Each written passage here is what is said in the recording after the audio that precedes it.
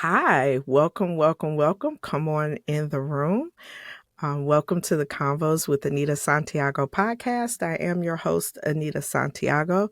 Please follow the podcast on all the social media pages and don't forget to like, share, review, and subscribe so you don't miss a single new episode. Also, if you want to reach out to me personally about the show, about topics, or anything you've heard, you can email me at convoscws@gmail.com.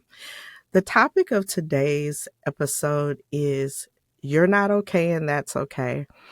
This episode comes from the heart, personal experience that I'm having. And I was thinking about it and, I said, hey, I want to share what I'm thinking because I feel like this is something that happens a lot, but we don't really talk about it. So, part of life is we have ups and we have downs. We have good times, we have bad times, we have times where we struggle emotionally. I feel that our culture here in the United States really pushes this perception that somehow being down is a weakness or it's a problem or it's not necessarily a good thing. And that's not true. Um, there are times in life where we have to process, where we need to process things emotionally. We need time to gather ourselves emotionally, and having downtime is part of that process. So this thought that somehow we have to be positive all the time and we never have the ability to be down is it makes that process a lot harder. I feel like what happens is you get a lot of feedback from people around you that says, hey, you still struggling with that? You still crying about that? You're still upset about that? You still feel down about that? You should probably be on your way to feeling better. Well, that's true, but we have to understand from a biological and a psychological standpoint that emotional processing is a process.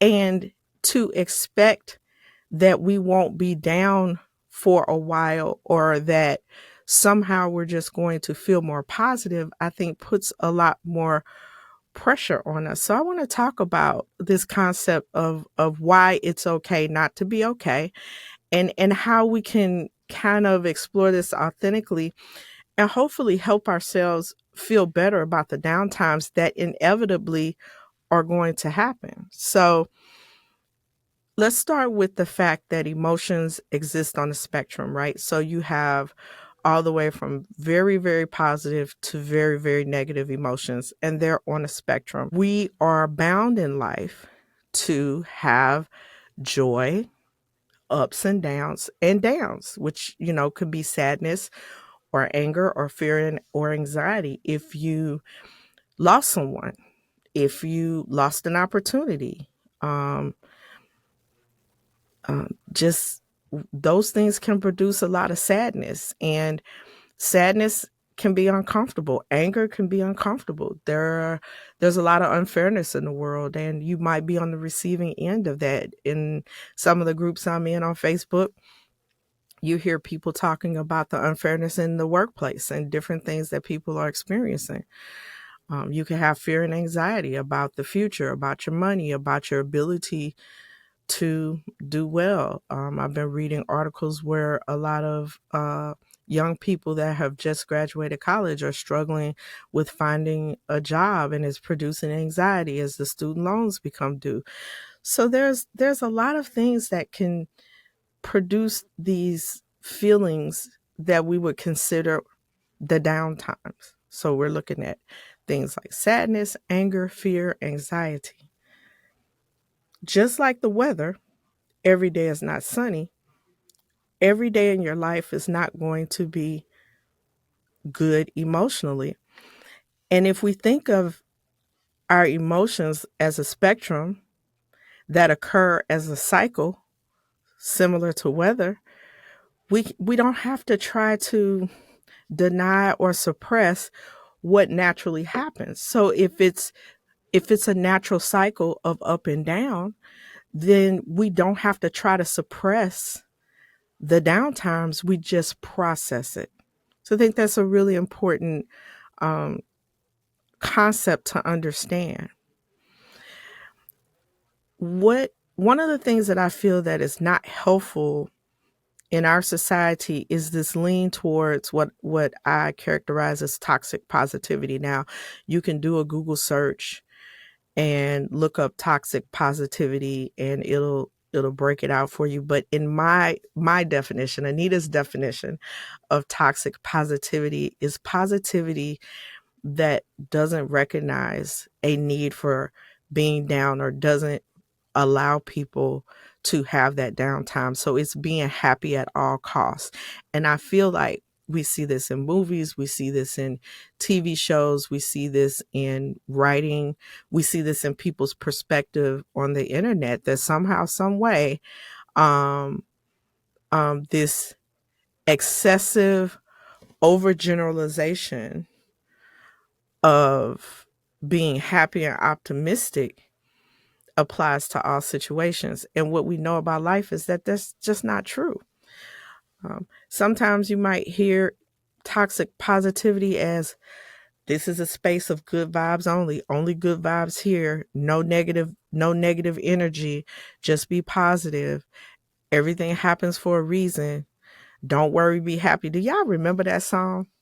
I did not like that song when it came out. I just was like, I don't like this song. And I never could figure out why. It was a cute song, but I think it's part of me just said that's not realistic. Like, and I know in that song they probably weren't advocating for being toxically positive, but I remember when that song came out and Bobby McFadden, I think it was, and I was just like, "Don't worry, be happy." Like how do you not ever worry and always be happy? So we want to understand that that's what toxic positivity promotes, and that's kind of what it looks like.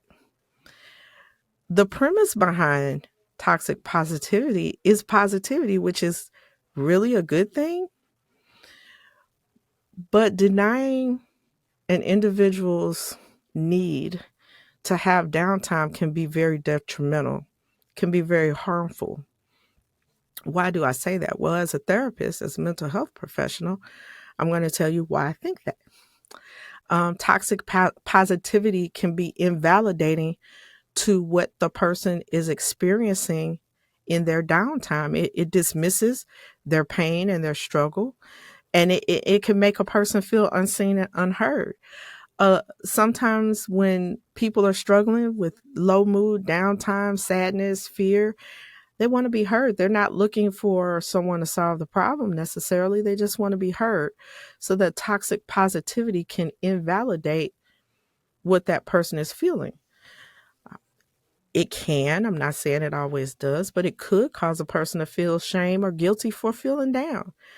Well, if you're telling me you're always positive and you never get down, maybe something's wrong with me. Maybe I'm not doing life right. Have to be very careful that we don't push people into self-blame by promoting positivity. I don't think there's anything wrong inherently with saying, better days are coming, or this season won't particularly last forever.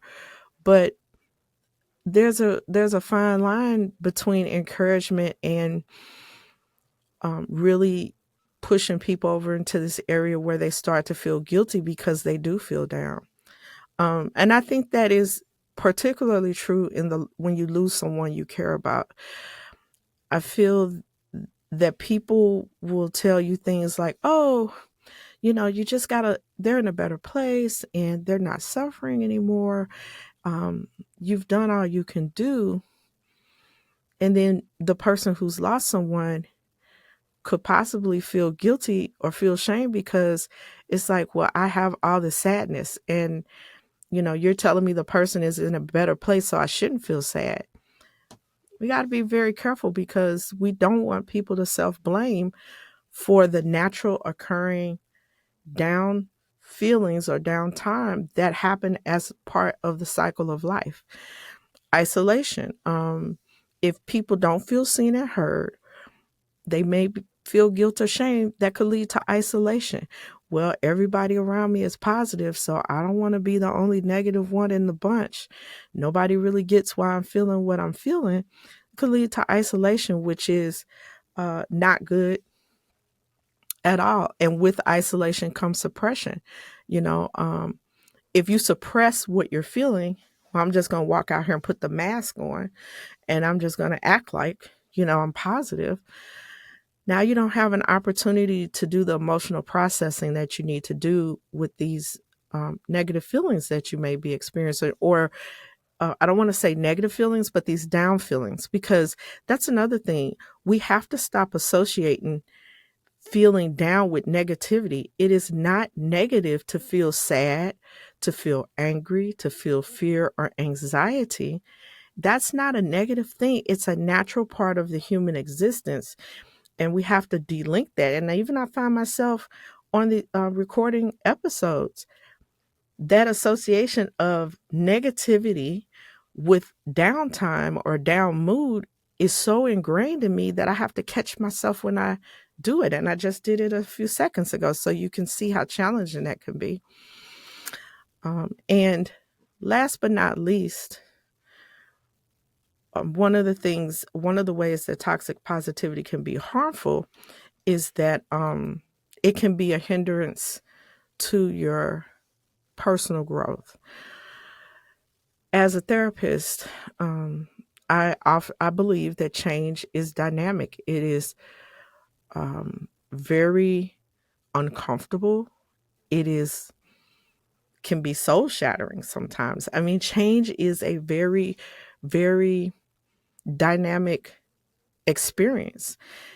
And so, in order for us to grow from these seasons that we have of being down, we have to process the emotions. We have to understand what happened. And a lot of times that leads to big growth for us emotionally.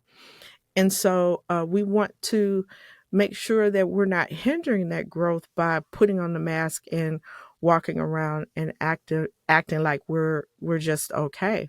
So toxic positivity can have a really big impact on how people move through these down seasons or down times. So we want to stay away from toxic positivity and encourage people and say, hey, um, I see you, I hear you, and I can see why you feel the way that you do.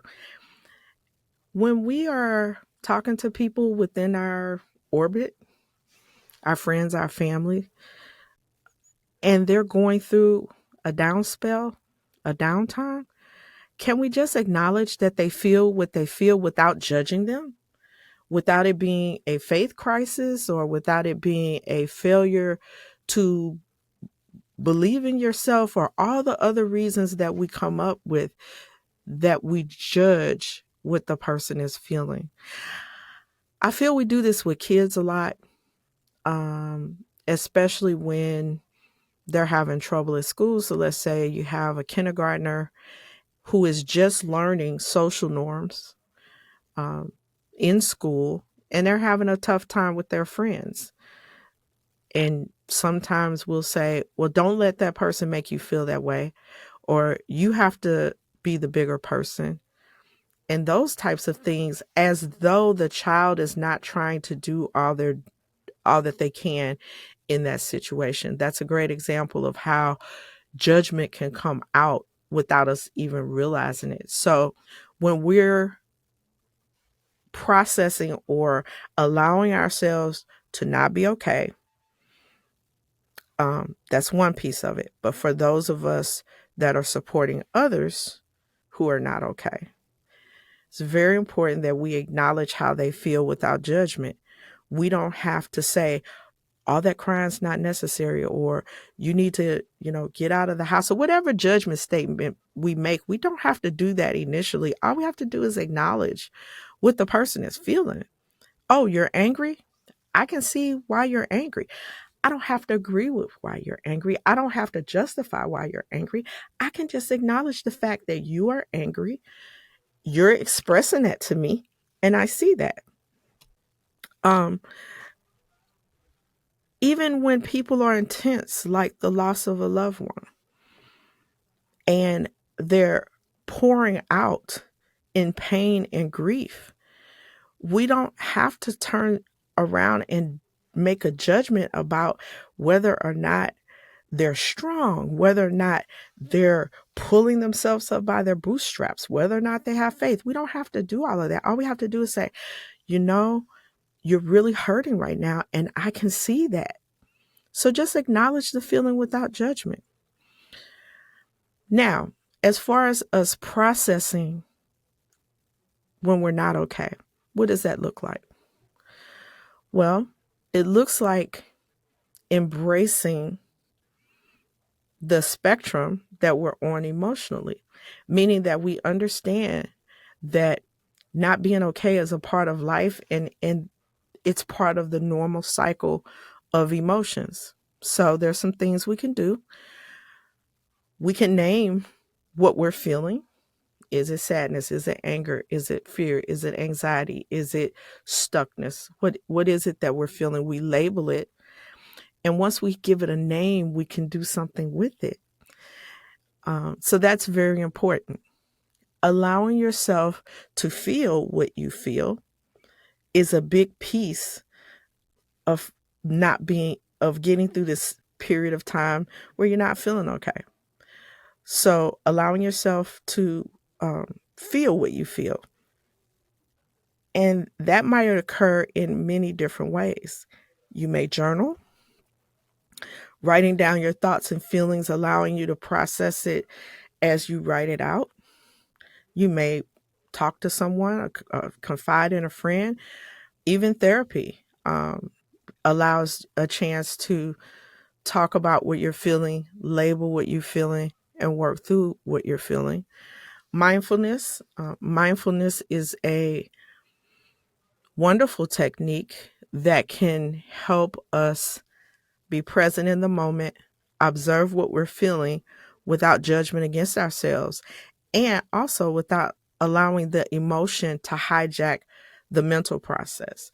So, in mindfulness work, there's a lot of breath work and other techniques, other movements that can help with that. But that's the goal of the mindfulness and expression. Sometimes with my clients, especially if we're dealing with anger, I'll often recommend they go to the thrift store, buy some glassware, couple, three pieces, and go somewhere safe and break them, just to get that anger out. Uh, safe expression of what you're feeling is something that we often don't really realize we have the ability to do. So it's really kind of cool that I can come up with creative ways that people can express themselves. Sometimes I have clients that are dealing with tremendous grief, tremendous grief. And maybe I'll suggest to them a wearable item, a bracelet, a necklace with their loved one's picture on it, or something that allows them to express what they're feeling, which is, I lost my person and I'm very sad about it. So safe expression of emotions is another way that we can process while we're not feeling okay. Self-compassion. We have to be kind to ourselves. First of all, if we understand that not being okay is part of the cycle of life, we have ups and downs, then we can be kinder to ourselves and not beat ourselves up for not being able to get out of a funk, not being able to move from where you are, not being able to immediately pivot from feeling sad or feeling grief to being happy. We have to give ourselves space and time, lots of self love, sometimes having downtime and quiet time where you're just able to breathe, which kind of goes back to mindfulness.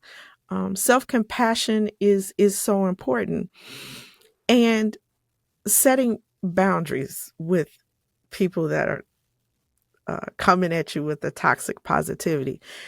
How do you do that? You can say something like, I really appreciate you encouraging me and motivating me, but I'm just not there yet. And that's okay for you to say, because you have no obligation. You have no obligation to move into a space that doesn't honor what you're currently feeling.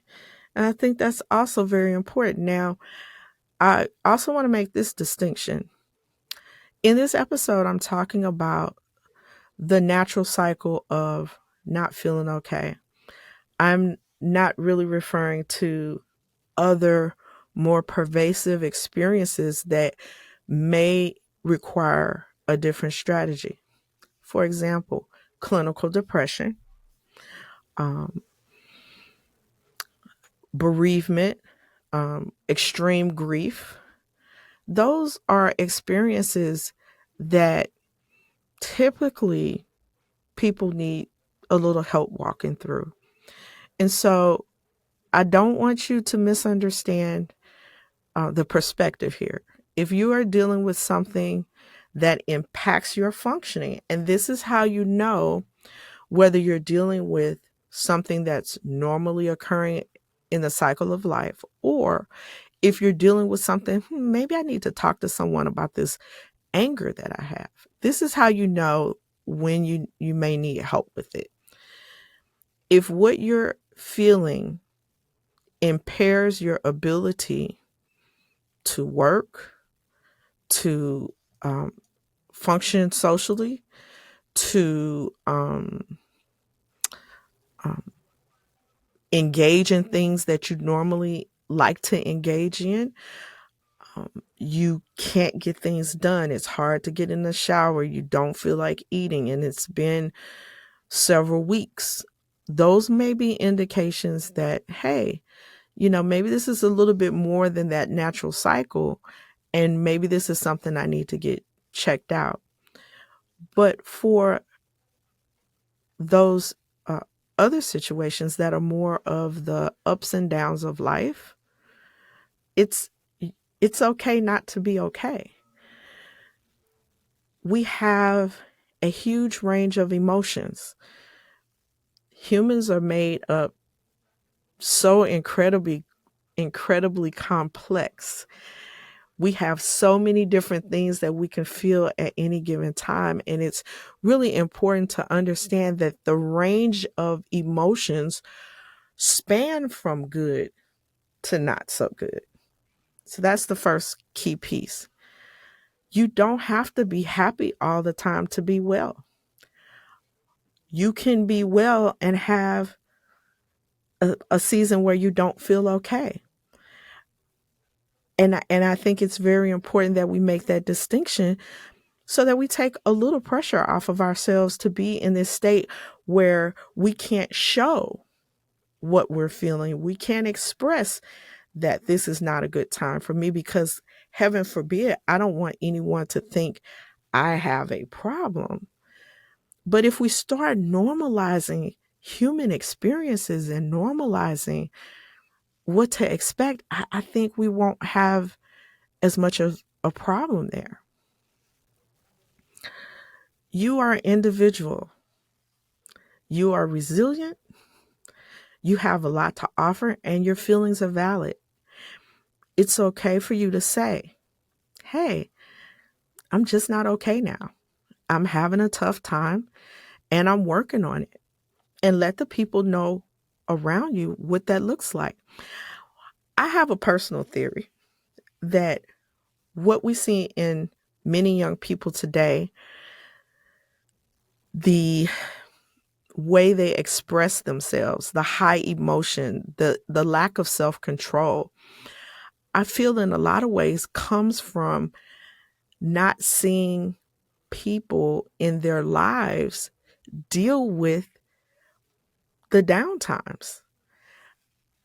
For some of us, and I know you guys probably see all this gray hair I have, for some of us that grew up around our grandparents and older aunts and uncles, we witnessed them go through tough times, and it was kind of a teachable moment. You learned, okay, when things are happening, this may be a good way to deal with that. Now, we can get into the intergenerational topics and, whether or not Gen X, which is my generation, uh, uh, was on the receiving end of a lot of toxic guidance. We could argue about that, but we won't.